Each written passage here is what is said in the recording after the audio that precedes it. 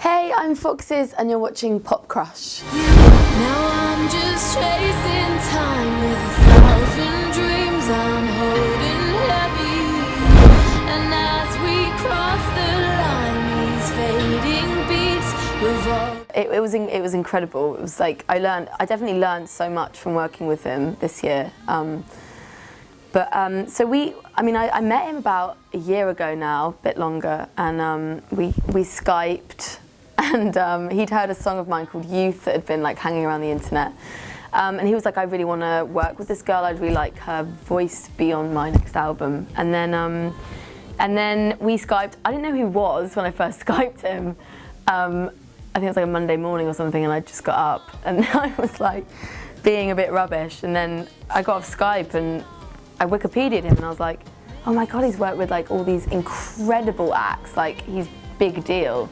And then I remember going over to LA and we did Clarity, and then a year later, it kind of did quite well, I think, here. And as we cross the line, these fading beats revolve. Oh, I love them.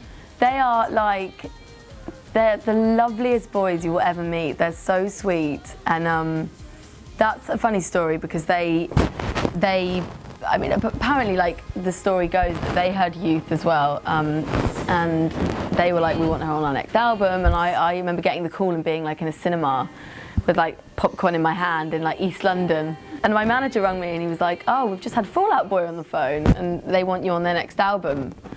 I was like, what?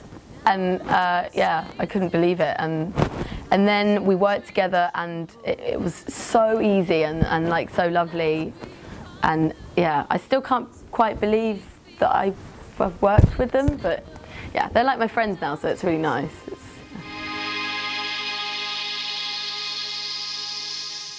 I'm really excited about quite a few. I have singles coming out that no one's heard that I can't wait to put out. I'm actually going to shoot a music video next week in LA, and it's like my childhood dream music video, which is, it's just like hilarious because it's just like being a big kid.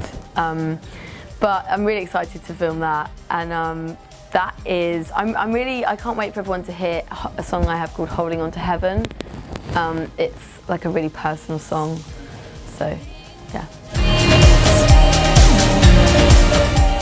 It kind of summed the whole thing up, and it made the most sense about kind of everything I'd gone through and done and been through with the album. And really it's about kind of feeling hopeful and kind of seeing like the bright side and everything, and kind of just, really it was about me kind of trying to remind myself how like beautiful life is, and that, sometimes it can be hard to see it, but it is there. So yeah, I wanted to kind of have that message for the album. I always say that my mum and Chloe Sevigny are probably big style influences. Yeah, my mum's always had really great style, so she's kind of, I used to steal her clothes growing up, and now she gives me them, so it's good. But yeah, she just has brilliant like taste, and she's always running around charity shops in the week and vintage big kind of markets. So yeah, she'll just kind of chuck bin bags at me at the end of the week.